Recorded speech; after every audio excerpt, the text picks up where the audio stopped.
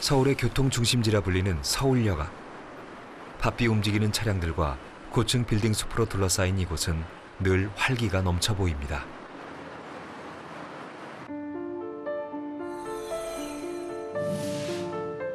하지만 이 거대한 빌딩 숲 뒤엔 전혀 다른 세상이 존재합니다.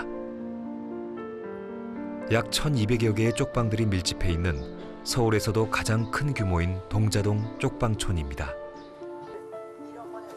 대부분이 다세대 주택을 칸칸이 쪼개어 한 평 남짓의 작은 방을 만든 건물들입니다. 이상준 할아버지는 이곳에서 무려 50년을 지내왔습니다. 할아버지는 매일 인스턴트 죽으로 끼니를 때우고 있습니다. 저녁은요? 저녁도 이거 하루에 2개. 저녁도 죽 드시고? 지금 한 이 세월 한 지가 한 2달 돼요. 그는 페인트 기술공으로 오랜 세월 일을 했습니다. 애기 엄마를 일찍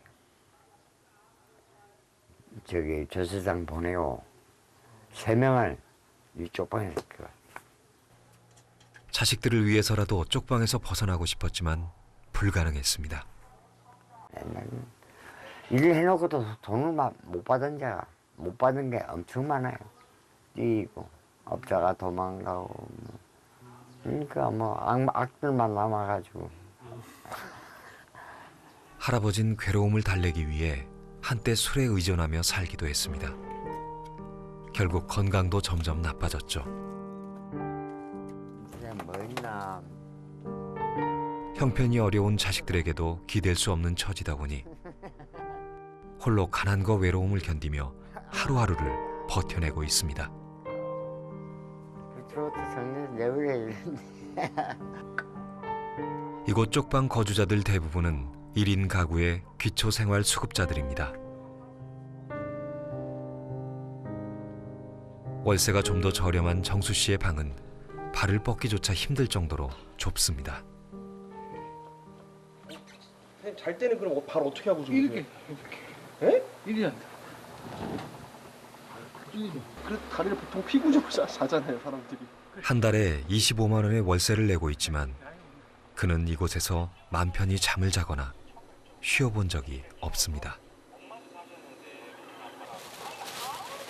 이거는 겨울 운동화라 놔둔 거예요. 새 거. 아, 밖에 내놓으시지? 그게 놔도 뭐 누가 훔쳐간다니까. 아, 그래요? 나 몇 번이 다 버렸어 신발. 여기는 도둑놈이 많아. 도둑 때문에 가뜩이나 좁은 방 안에 물건만 쌓여간다는데요. 날이 더워질수록 창문 하나 없는 방 안에서 지내는 것이 더 고역입니다.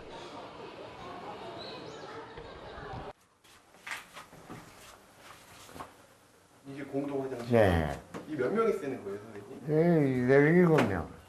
그럼 샤워는 어디서 해요 선생님 샤워는?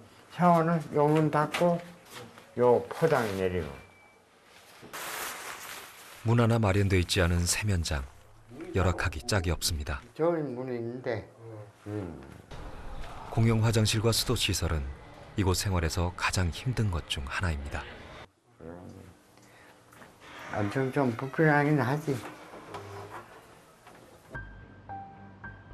할아버지가 사는 쪽방은 30여 평도 안 되는 작은 공간에 17개의 가벽을 설치해 만들어진 곳입니다. 방을 하나라도 더 만들기 위해 화장실과 세면장 수를 줄인 것입니다. 매달 20일이 되면 동자동엔 은행을 찾는 사람들이 늘어납니다. 정부로부터 기초생활 수급 비용을 받는 날이기 때문이죠. 그러나 받자마자 대부분 월세로 빠져나갑니다. 여기 사는 분들은 수급 놓으면은 한 2, 3일 만에 그 돈 다 써. 그렇게 살더라고 대다수가. 월세를 내고 나면 생활은 항상 빠듯합니다. 그는 몇 년 전까지만 해도 플라스틱 공장에 다니던 노동자였습니다. 세월하다가 다치갖고 그 높은 데 못 올라가서 사출을 한 거지. 간질하다가 이 바닥에 때려버렸어, 머리를. 다행히 지금은 내가 발작을 안 하고 이렇게 평안하니까. 그래서 내가 사실 내 욕심에 일을 좀 했으면 그런 마음이 들어서 편의점이라도 일을 했으면 한다 그런 욕심이 드는 거예요. 지금 평안하니까. 다시 일을 하고 싶지만 취업을 두고 그는 고민이 많습니다. 뭐 이렇게 취업하는 게 낫나 이게 뭐 수급 받는 게 낫나 지금도 헷갈려요. 어느 게 나을까. 왜요? 일하면 수급비가 끊겨요? 그러죠. 아예 안 주죠. 일하면은 그냥 아웃되죠. 이런 걸 갖다 버릴 이유가 있습니까? 쪽방에서 벗어나고 싶어도 마음뿐입니다. 골목길을 걸을 때마다 발에 차이는 쓰레기들. 주변 노숙인들까지 몰려오면서 쪽방촌 주변은 악취가 가시질 않습니다. 조그만 어디 식당 가도 당당하지가 못한 거야. 내 자신이 이렇게 살다 보니까, 쪽방 살다 보니까. 여기 서울역에서 어느 식당에 가면은 다들 그냥 나를 노숙자로 취급하는 거 있잖아. 내가 암만 깨끗하게 입고 가도 일반 노숙인하고 똑같이 취급해. 내가 암만 깨끗하게 입고 가도. 그러면 내가 불편한가, 그렇게 대우받는 내 자신이.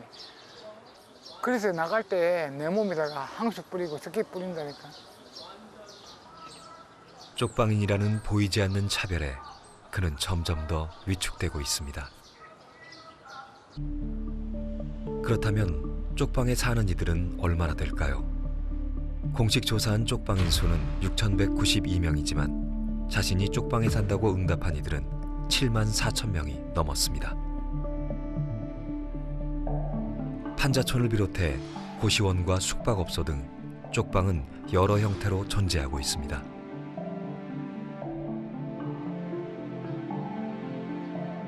한 연구 보고서에 따르면 여관 등 숙박업소 객실에 거주하는 가구 수가 지난 10년간 3배 이상 증가했고 거처 형태가 불명확한 거주자 역시 10배 이상 증가했습니다. 무엇보다 쪽방 사람들은 강제 퇴거라는 불안감에 시달리고 있습니다. 6년 전 이곳 쪽방촌에 왔다는 김병택 할아버지. 요즘 걱정거리가 생겼습니다. 이렇게 삽니다. 우리가 이렇게 사는데도 이게 또 재개발이 되니까 어디를 가야 되니까 그것도 고민이에요. 재개발로 인해 쪽방에서 쫓겨날 위기에 놓였다는데요. 사실 할아버지는 6년 전 처음 이곳에 왔을 때부터 강제 퇴거 명령을 받았습니다. 그 내가 이제 딱 들어왔는데 6개월이 안 됐는데 이제 그 이야기가 나오는 거예요. 이제 집 비우라고. 아, 6개월 안돼 뭐 비우느냐고. 근데 이 집 이거 망가졌으니까 수리를 해야 된다 이런 이야기요. 그래 이제 막 때려부시고 그런 거예요, 저거. 그래 이제 이 주인하고 막 주인이 막 돈이 워낙 많은 사람이에요.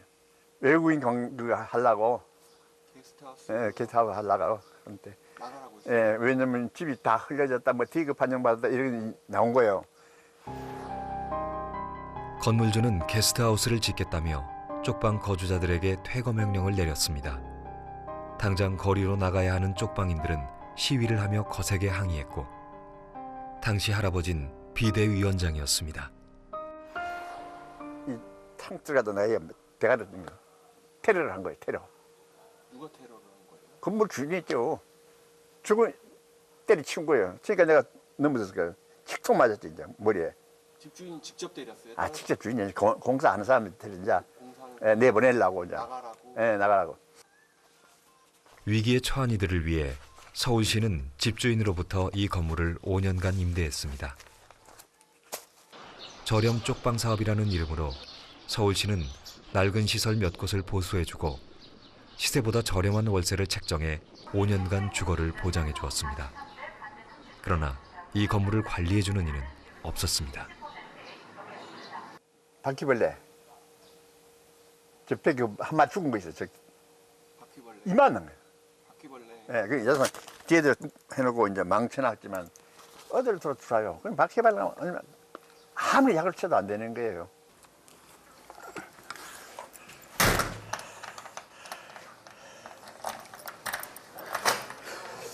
선생님 여기 이거 뭐예요? 이거 바퀴벌레 아니에요? 바퀴벌레. 죽었네요. 근데. 예, 바퀴벌레가 많아요? 많아요.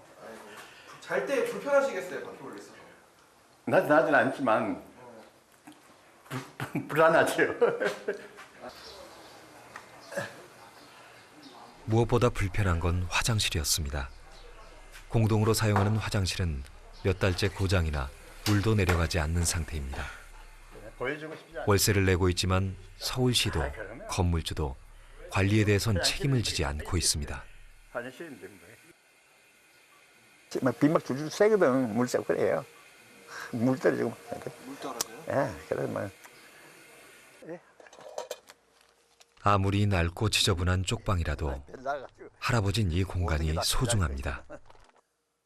내년이면 건물주와 서울시 간의 임대 기간이 만료돼 또다시 갈 곳을 고민해야 합니다. 아이 빚어먹은 거 상관이 없어요. 이래 맘 놓고 살 수 있다는 게 참 다행이에요. 이 재개발에 대해서 이제 나가라는 이게 이제 문제가지. 아니 식사를 왜 다 안 하세요? 끝냅시다. 예. 맛이 없으세요? 곧 닥쳐올 미래에 마음이 불안하다는 할아버지. 근처 교회에 가서 예배를 드리며 위로를 받고 있습니다. 가난한 이들에게 쪽방은 보장되지 않는 불안한 주거지입니다. 내년에 공시되면 나가야 되잖아요. 갈 데가 없잖아요. 어디로 가겠습니까? 1970년대 개발 붐으로 인해 일용직 노동자들의 임시 거처가 되었던 쪽방촌. 교통이 편리한 중심가에 있다 보니 재개발 투자 지역으로 손꼽힙니다. 정부는 주거 빈곤층을 위해 공공임대주택을 제공하고 있지만 쪽방 사람들에겐 그림의 떡입니다. 보증금 없이 월 20만 원으로 방을 구할 수가 없기 때문이죠. 지금은 한국의 공공임대주택이 한 5% 내외이거든요. 결국은 대부분은 민간임대주택 시장에서 집을 구해야 되는데, 그런데 일반적인 민간임대 시장의 전월세에 이분들은 진입할 수가 없는 거예요. 너무 비싸기 때문에. 기본적인 보증금도 비싸고 월세 수준도 비싸고. 그러다 보니까 사실상 정상적이지 않은 민간임대주택인 쪽방이나 혹은 고시원을 주거로 삼는 거죠. 과거 일용직 노동자들이 하루 숙박비인 일세를 내던 것과 달리 지금의 쪽방에는 5년에서 10년의 장기 거주자가 많아졌습니다. 그만큼 누군가에겐 꼭 필요한 주거 공간인 셈이죠.